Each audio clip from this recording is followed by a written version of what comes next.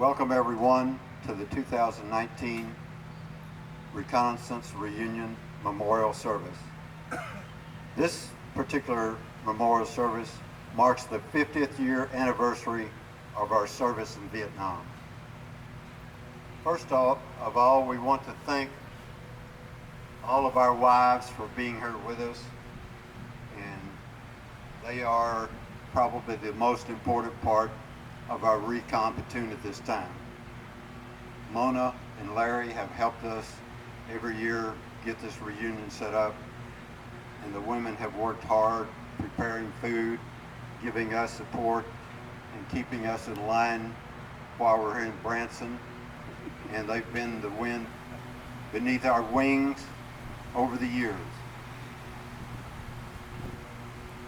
And now we want to recognize the members of our reconnaissance platoon who cannot be with us today because they are either sick, unable to get here, or in the hospital.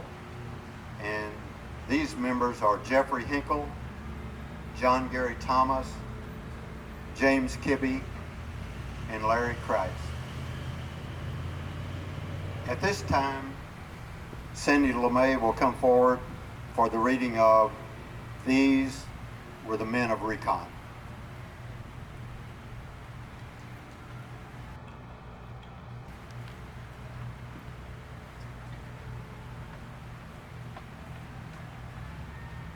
Once upon a time, during the Vietnam War, there was a small band of soldiers known as the Reconnaissance Platoon of the 3rd Battalion of the 1st Infantry Regiment of the 11th Light Infantry Brigade of the Americal Division of the United States Army. These were the men of recon. When the battalion commander called, they answered, stood tall and all alone. When the helicopters came and carried them into the unknown, they went to serve and survive on their own. They tread to places where few have been. They climbed the jungled mountains. They walked among the booby traps and ever-present dangers of the lowlands. They pushed through the tall grasses. They lay among the snakes and centipedes and leeches. They guarded each other in the mud and rain, the tropical sun, and the darkness of night. Like the tigers and leopards, they lurked in the deep shadows of the jungle. Regardless of how the cards were dealt, they fought their foes to win or die. Some left their blood and body parts at the unforgiving places of battle. Some gave the ultimate sacrifice for their brothers in arms and the United States of America. Some survived to carry on and to remember. Their legend may only be in their own minds, and it may pass as they go to be dust in the winds of time, but they know exactly where they stand to a man. Who would venture into the bowels of hell and war in so few numbers to hunt and be hunted? Yea, yea, yea. They did walk through the valley of the shadow of death. A few heavily armed men in floppy bush hats and camouflage jungle fatigues under the load of heavy packs. These were the men of recon. We are the men of recon.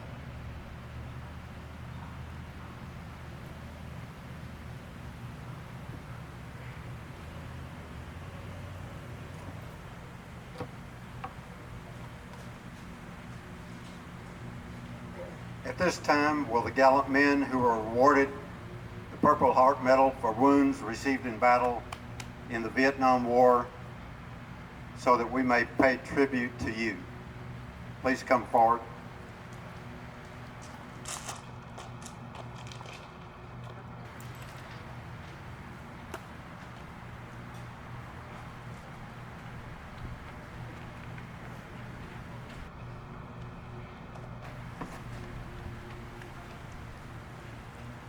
Ed Kishel, Danny Cabe, Glenn McFarland.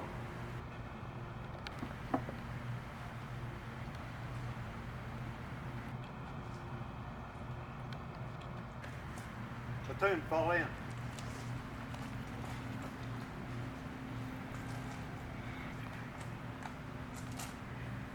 Attention. Present. Arms.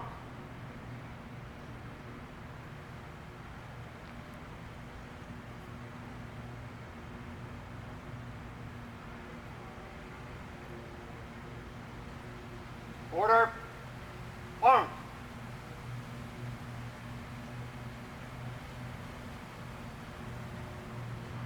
At ease.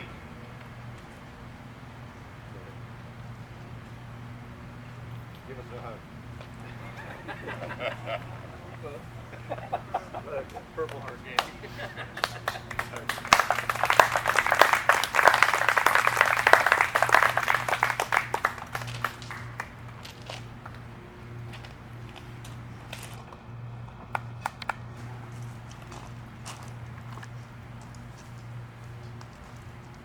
At this time, Gerald Snyder and Ed Kishel will come forward to give a special presentation to honor the life and service of our brother in recon who has passed from our ranks so recently. Gerald, Ed.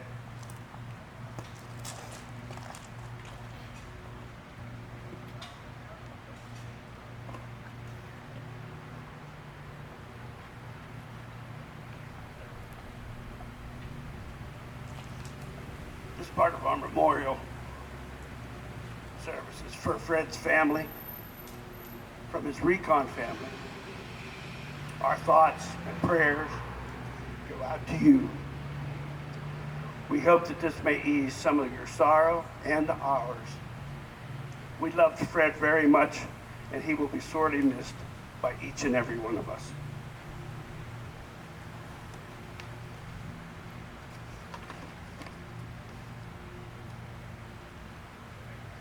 This is a poem by Henry Wadsworth Longfellow. One of the first poems he's ever written is the Psalm of Life. It's the first 3 stanzas. Tell me not, in mournful numbers, life is but an empty dream.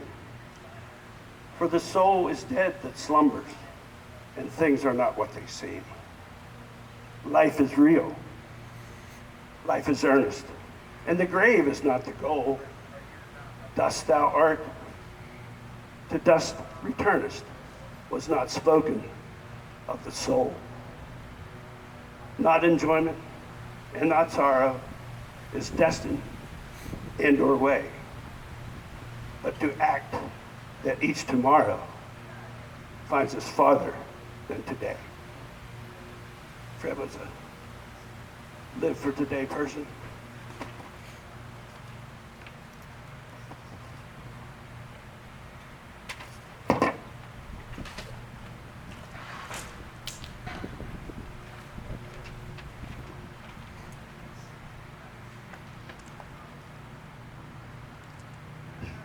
Fred Ferguson, U.S. Army retired. Most of you met him here at our first reunion in 2009. For a few of us, it was mid-October 1969. December 1969, wounded by a booby trap, and he was gone from recon. But in 8 short weeks, I'm sure he left a lifelong impression on every man who served under him. Never once did he ask you to do something he hadn't already done. Each one of you has your Fred story and how he treated you. I remember it like it was yesterday. To me, he was invincible. He was always awake. He took radio watch every night and never missed one break squelch twice with the Hill. He taught Bogle, John, Gary, and I more about map reading in 2 minutes than we had learned in 4 weeks of training in basic and AIT. Of course, he bitched and complained the whole time about how stupid we were. As time went by, one soon came to realize how special a person he was. The medic from Puerto Rico, Rodriguez, would read his letters written in Spanish from Maria. He would tell Fred she was leaving him. She had a new boyfriend. Fred would cuss him out, call him names that would not fly in today's PC world. It was all a joke on Fred. He certainly would dish it out, but he could also take it. All of us have our favorite Fred story. When he was wounded, I was only 20 feet away. I was with him immediately. Of course, everybody knows where Fred was wounded. Below the belt and above the knees. The first words, Snyder, what about my, well, there's 15, 20 words in the dictionary that explains that part of the man's anatomy. Immediately I said, standing tall and looking good, sir. The next thing he said was, don't let them give me any of that effing morphine. That was the 16th of December. The 23rd of December, Coyne, Big Ed, and I won the lotto. We went to Chulida for the Bob Hope show. If you remember, all the wounded were in the front rows. There was Fred in a wheelchair, laughing and having a great time. Sadly, that would be the last time I would see him till here in Branson, some 39 years later. In late 2008, after Larry and Mona got in touch with me, they still didn't know Fred's whereabouts. One night, got on Google, typed in Fred's name. Well, if you type in Fred Ferguson, the first 15 or 20 pages are about a helicopter pilot from Vietnam that won the congressional medal of honor. Not our Fred, but close. Finally, one caught my eye. It read, my father and I were talking about the abuses at Abu Ghraib prison in Iraq.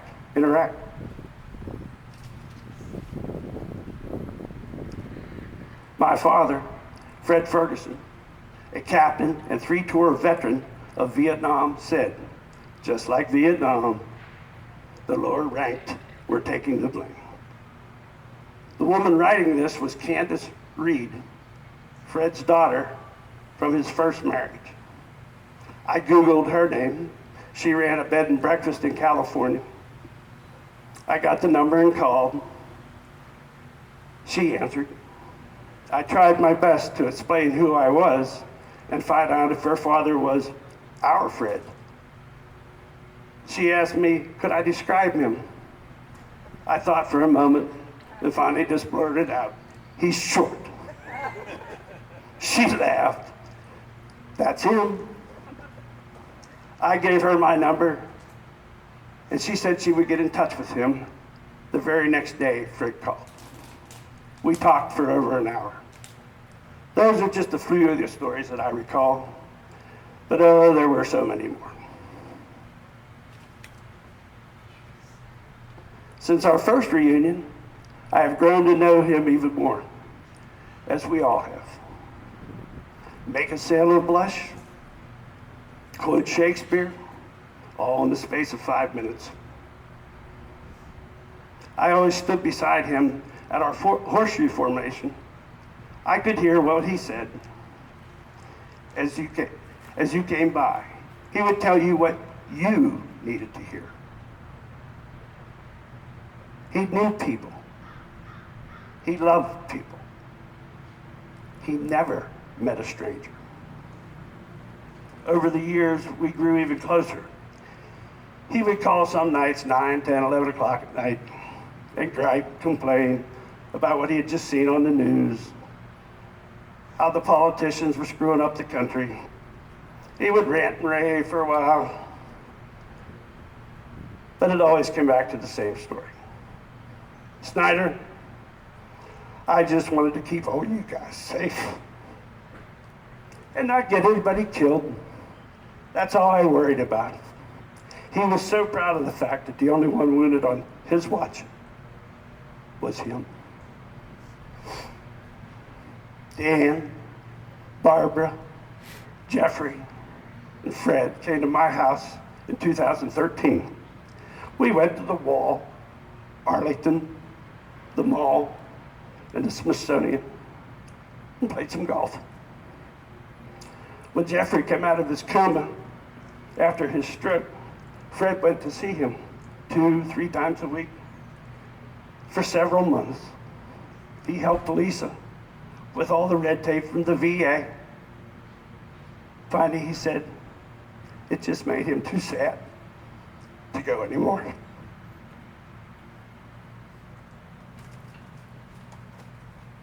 Last fall, we found out about his tumor. I didn't want to believe it, but it was true. Late November, he came back to Virginia and stayed with Freddie, his son, and his family. I saw him 4 times before he went back to California in March. He hated the cold weather in Virginia.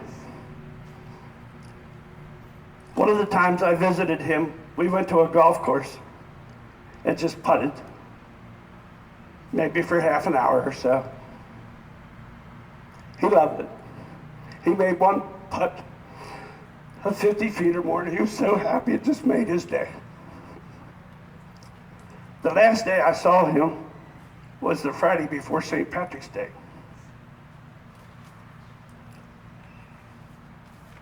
We went to the senior center in Leesburg, Virginia for lunch. Corned beef and cabbage, naturally. We played pool. He won. He played cards with a group of older ladies and was the consummate gentleman. I kept them all supplied with drinks and snacks. When we left, Fred talked to everyone he saw on the way out the door and told them he was off to California. He thanked the staff for all everyone had done for him while he was there. He knew all their names, and of course they knew his. We didn't get home till 5:30 that night. Maria gave us both the devil for not calling. He was really tired and late for his nap. I gave him a hug and told him I loved him, and he went downstairs to sleep. Like Fred said about Jeffrey, too sad. Me too. I will miss him not being here. Oh, he so wanted to get here this one last time. Just not meant to be. That is my Fred story. But if you'll please bear with me, I have one more. He and I had quite an argument here one year in Branson. I can't remember what it was about, but I'm sure it was stupid. The next morning I get up and I said, I apologized. He looked at me, he says, Snyder, don't you know love is never having to say you're sorry? I said, sir, you had me at a hello. Fred Ferguson, a true and faithful American hero. Sir, I salute you.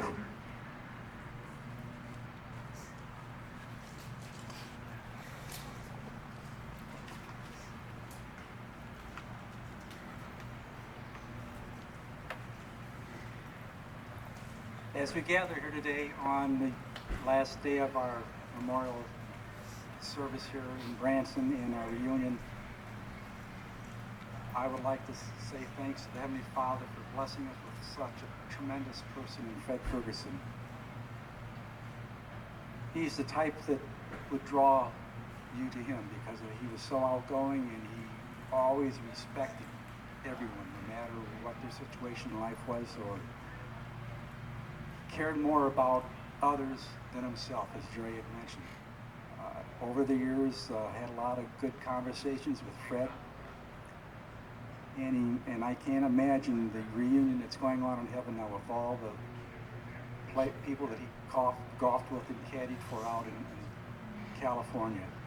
And he mentioned to me one time that that's why they have the ninth first tee and the 10th tee so close together in case Jerry Ford comes out, because they don't know what fairway he's going to go down. But he was the type of person that our lives, at least for me, didn't cross being in the service. If we would have met outside of, maybe in work or some other, maybe playing golf or something, would have been a relationship that I hope that we could have cherished and nourished like we have done through the recon. And I know he's in a much better place now, and I talked to Fred a couple times last summer, and one night he mentioned John McCain, and I kind of think that he kind of knew what he was up against, but the two conversations we had more laughs than we did tears. And he was just someone that touched my heart, and he touched my wife Stella's heart, and all of our hearts. And I got a text from him the other day, and he said the courses up in heaven are fantastic. And the only thing I can say to Fred is,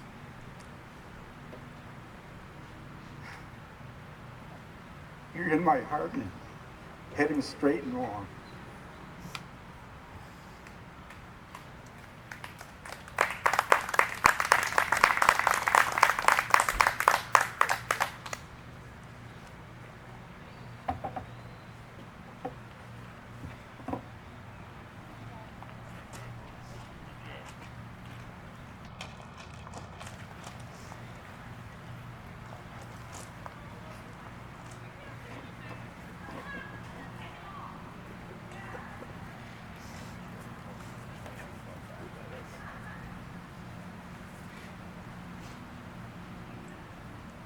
Gerald, Ed, thank you so very, very, very, very much for what you said for Fred. And to Freddie and all the family. Thanks so much for your kind words. Now we will have the roll call for the deceased members of the reconnaissance platoon of the 3rd Battalion of the 11th Light Infantry Brigade of the Americal Division of the United States of America. Lawrence H. Anderson. Here, sir. Mark E. Ballard. Here, sir. Eric W. Bogle. Here, sir. Samuel L. Hutzler. Here, sir. Harold Dexter Moody. Here, sir. Robert Salas Rocha. Here, sir. Johnson Tucker. Here, sir. Robert Lee Walker Jr. Here, sir. Ralph Campbell. Here, sir. Randy Davis. Here, sir. Joseph S. Kennedy. Here, sir. Frederick Charles Ferguson. Here, sir. Will everyone rise for caps, please?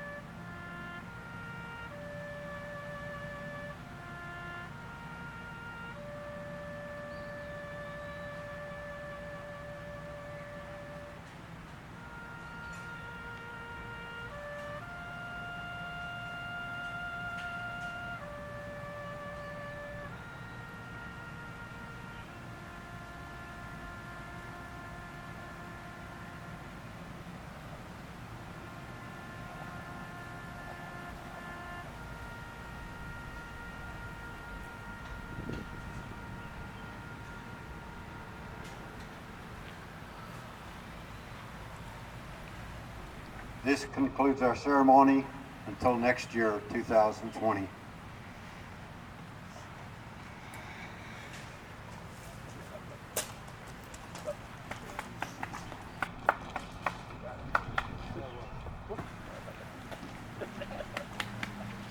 Again.